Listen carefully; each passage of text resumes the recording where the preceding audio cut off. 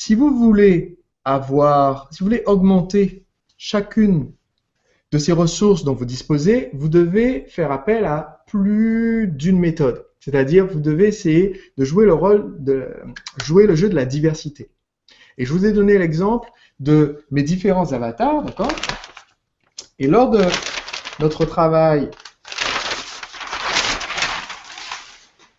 sur ces différents avatars, je vous ai conseillé d'essayer de trouver un cadeau gratuit, d'accord? C'est-à-dire un premier pas à faire avec vous qui soit légèrement différent, légèrement ciblé pour chacune de ces personnes à qui vous vous adressez dans votre public. Et je voudrais vous donner quelques clarifications là-dessus pour que vous puissiez mettre en application dès maintenant ce conseil. Donc, je vais reprendre l'exemple de mon livre « Le chemin vers le sommet » comme exemple, puisque aujourd'hui, vous possédez sans doute un produit ou un service que vous voulez mettre en avant, d'accord, qui va être soit votre produit phare si vous en êtes au démarrage, qui est le produit qui résout 99% des problèmes de votre client, soit votre produit d'entrée de gamme si vous en êtes à un stade plus mature de votre entreprise, et donc vous essayez de créer une première relation avec un maximum de personnes sur un produit d'entrée de gamme, d'accord, sur le premier produit d'appel, on va dire, et grâce à ce produit d'appel, vous permettez aux gens de découvrir vos produits phares, les produits d'ancrage, donc les produits qui sont à vendre par la suite.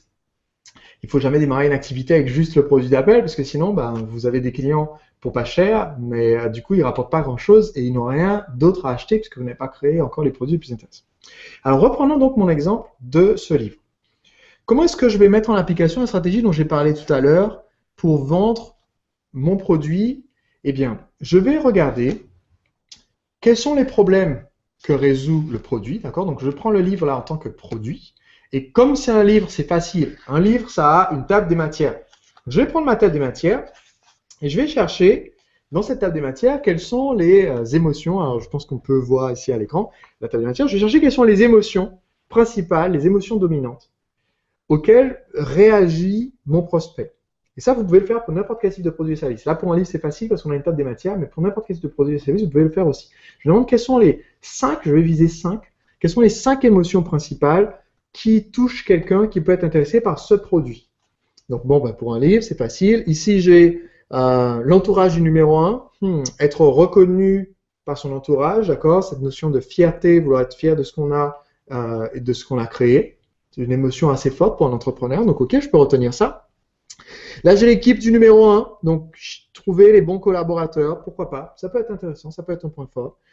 Ici, j'ai 3 façons d'atteindre le sommet. Bon, là, c'est plus moi qui enseigne quelque chose qui est important, la distinction entre appreneur, connecteur, agisseur, mais c'est pas quelque chose que les gens ont payé pour venir voir. C'est quelque chose qu'ils ont besoin de savoir, mais c'est pas quelque chose qu'ils ont demandé à savoir. Donc ça, non. Ensuite, j'ai créé, entretenir l'effet mastermind. Donc ici, on va parler d'être soutenu par un groupe, d'être accompagné par les gens de son mastermind. Et là, il y a quelque chose de fort. Là, il y a quelque chose, je pense, qui est vraiment exploitable, d'accord? Ici, il y a le besoin pour la personne qui est intéressée par ce livre, va avoir le besoin en tant qu'entrepreneur d'être soutenu par un entourage de gens qui ont vécu une expérience similaire. Et donc, ça, c'est fort. Donc, j'ai la fierté, j'ai le soutien, j'avais entouré par une équipe. Bon, ouais, ça peut être un truc. Pour le moment, on n'est pas encore trop sûr, c'est peut-être pas dans notre top 5. Qu'est-ce que j'ai d'autre? Être le numéro 1 et le faire savoir. Il y a ici la volonté d'être le numéro 1 et dans le chapitre d'après, de défendre des valeurs. Ça encore, ça peut être quelque chose d'émotionnellement assez fort, d'accord? Vouloir s'imposer parce qu'on a un message, ou vouloir s'imposer parce qu'on a une qualité de service, parce qu'on a quelque chose à proposer qui n'existe pas ailleurs sur notre marché. Ça, c'est quelque chose d'important pour les entrepreneurs. Donc, ça peut faire partie de mes angles forts. Alors là, j'ai attaqué au chapitre 5. Voyons voir si on a quelque chose dans les 4 premiers chapitres qu'on pourrait ajouter dans notre liste. Comment vous créez des fans? Fidéliser les clients. Fidéliser les clients égale plus d'argent, égale une activité plus tranquille, avec moins de stress, d'accord? Le stress en tant qu'entrepreneur, ça aussi, c'est un point émotionnellement très fort.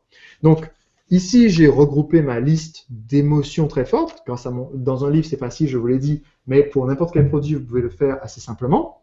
Et une fois que j'ai mes 5 émotions dominantes, je vais créer pour chacune de ces émotions dominantes un contenu gratuit. Donc, moi, je crée facilement de la vidéo parce que je parle facilement en vidéo. Voilà, facile. J'appuie sur le bouton enregistrer sur mon ordinateur et hop, c'est en ligne. D'autres préfèrent écrire, pas de souci. Vous faites un livre PDF ou un article, d'accord? Mais sur mes 5 émotions dominantes, je peux créer 5 contenus différents qui sont très forts, qui sont poignants. Et chacun de ces contenus, à la fin, va proposer le produit que je mets à disposition pour mon client, d'accord, le produit de mon offre. Et du coup, je peux proposer sur mon site, sur ma page de capture, ces 5 éléments très vraiment poignants, pas un truc à cette personne bleue fictive qu'on a vu pendant la webconférence, pas un truc flou en disant ça va marcher pour tout le monde, mais quelque chose de vraiment précis qui s'y pile poil là où ça fait mal, d'accord, le nerf sensible chez le client. Et grâce à ce nerf sensible, on va pouvoir toucher une portion. Je vais toucher dans la première vidéo cette personne, dans la deuxième vidéo cette personne, et ainsi de suite. Maintenant, qu'est-ce que je fais? J'ai 5 éléments de contenu. Je ne vais pas les, entre guillemets, les gaspiller en les mettant disponibles que pour un type de personne donnée. Au contraire, je vais me dire, il est fort possible que cette personne-là ait donné son mail pour la vidéo poignante numéro 1, mais qu'elle n'achète pas tout de suite. Et si ça se trouve, elle est aussi intéressée par la vidéo poignante numéro 2. Donc, comment je conçois cette séquence automatique d'email? Si vous voulez faire votre séquence, la séquence la plus basique, la plus facile à faire, c'est vous envoyer à la personne ce qu'elle a demandé. Donc, parmi les 5 éléments poignants, elle reçoit celui qu'elle a demandé. Mais ensuite, chaque jour, en l'occurrence pendant 5 jours, vous la mettez dans une séquence automatique où elle reçoit les 5 vidéos poignantes. Donc, elle a reçu celle qu'elle a demandé, mais elle reçoit aussi toutes les autres. Et à la fin, vous avez une séquence de peut-être 2-3 jours qui rappelle juste l'offre et qui concentre juste sur ce que vous avez à proposer pour qu'elle puisse prendre la décision de passer à l'action. Et la décision de passer à l'action, évidemment, c'est d'acheter votre produit. Voilà. J'espère que vous avez bien compris comment est-ce qu'on met en scène, comment est-ce qu'on met en œuvre ce conseil. Il est important. Prenez le temps de réfléchir aujourd'hui quelles sont les 5 émotions poignantes auxquelles vous pouvez faire appel dans votre marketing. Ça va vous aider énormément, ça va vous aider à améliorer votre séquence de suivi plutôt que d'avoir quelque chose qui soit flou et bateau et qui rappelle juste racheter mon produit. Vous allez avoir quelque chose de précis, quelque chose de poignant qui va vraiment parler pile poil à votre prospect.